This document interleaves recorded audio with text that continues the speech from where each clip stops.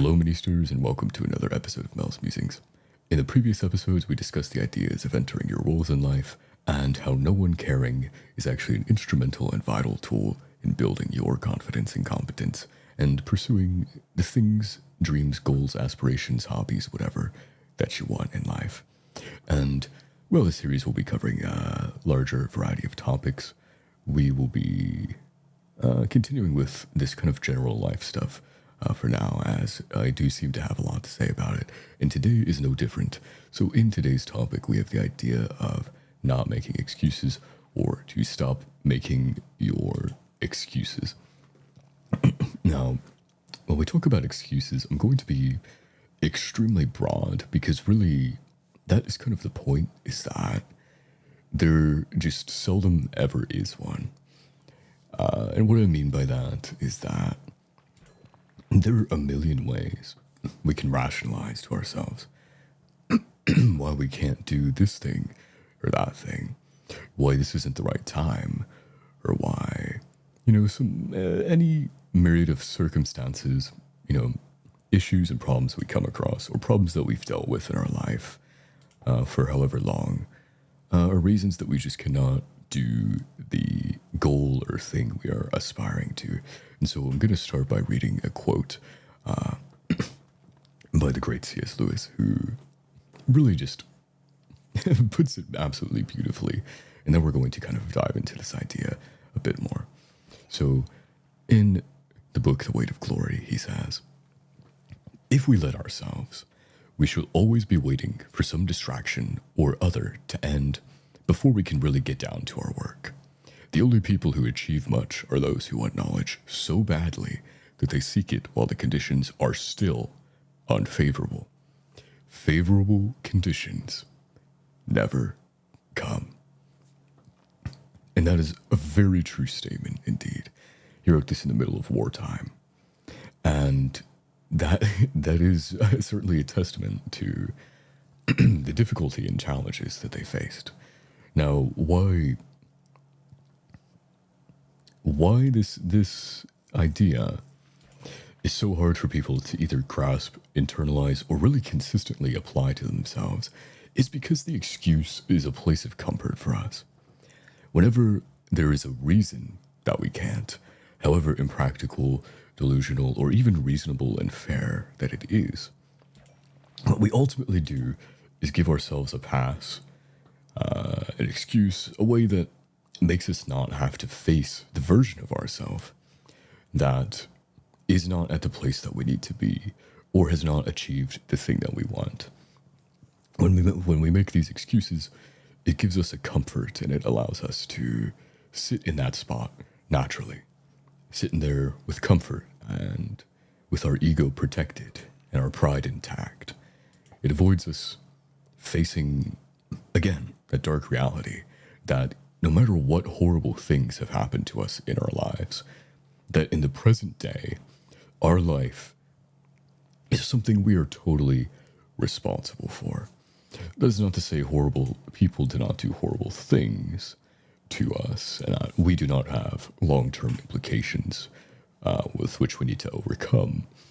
But if we are honest, not only is it still true of this, but it is especially true of the countless other smaller and more little self-destructive things, vices, poor habits, and just generally not doing those good or right things that do put us into these positions where we are not that ideal self, and we are instead the version that we do not want to face.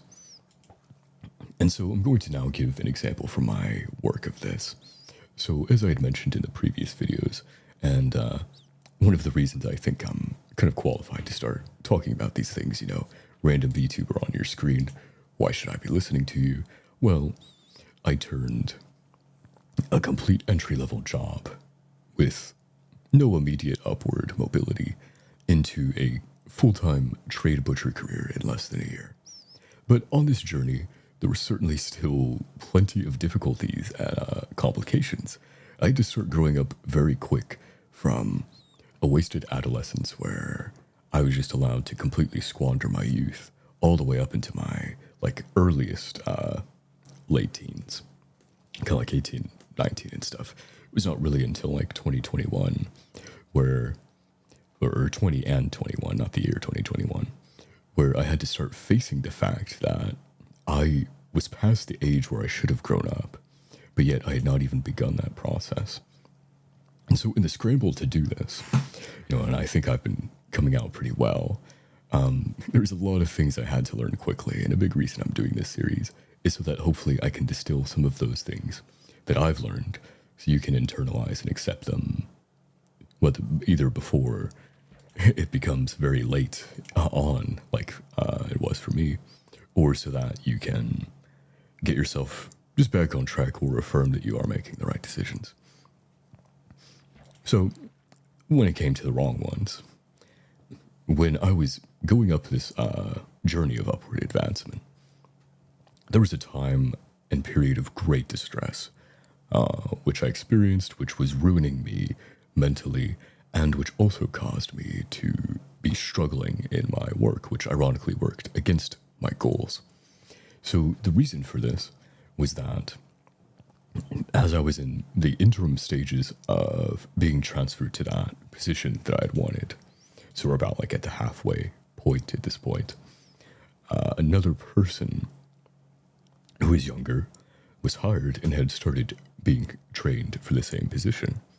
Now, where the difficulty arose was that, unlike the training trajectory that I had followed, he had been given a much quicker and more immediate training path to where he was basically trained to where I was in a month, even though I was more than capable of being trained in that time frame as well.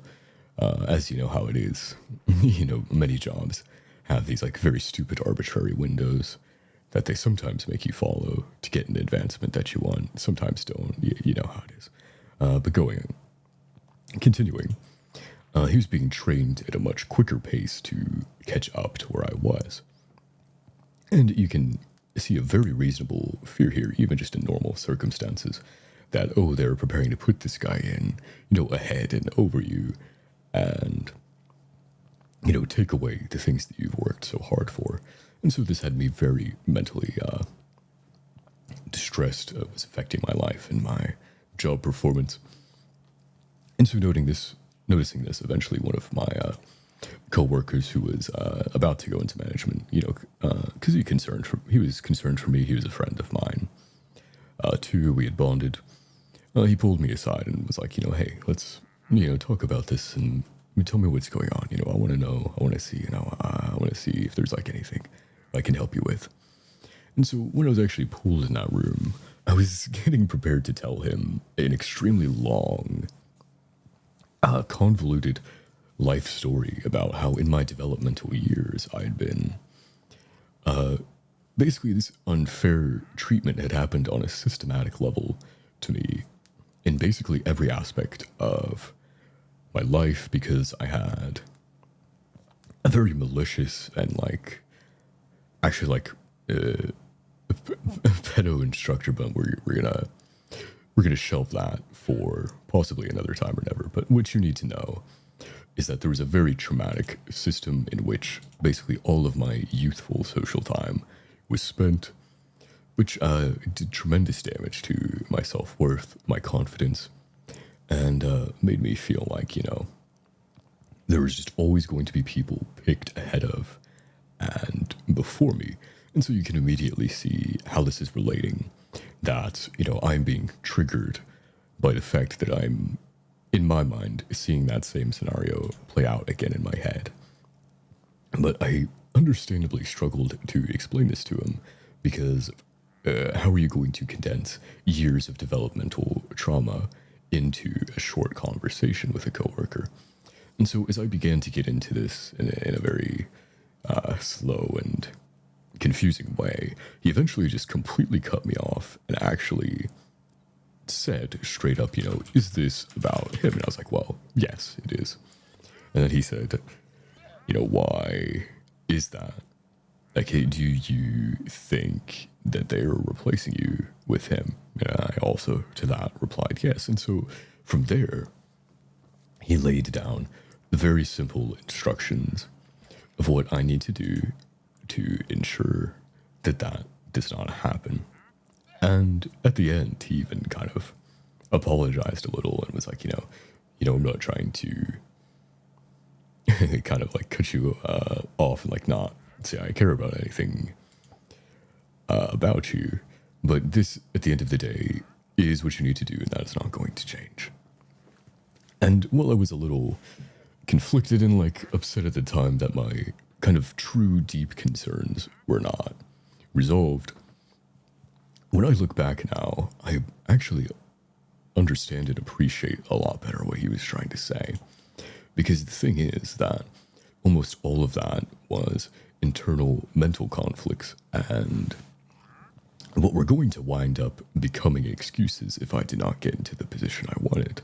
It was a self-perpetuating cycle where instead of taking responsibility for my own life and where I am now and what I need to do, I was prepared to rationalize and explain away through the prism of past trauma that the same conclusion was just going to be recurring and inevitable for all time for me. And that all that was left for me to do was accept and resign myself to the position that I had been in and perpetuate and actually fulfill the terrible things that were previously affirmed onto me when I had less agency and control of myself.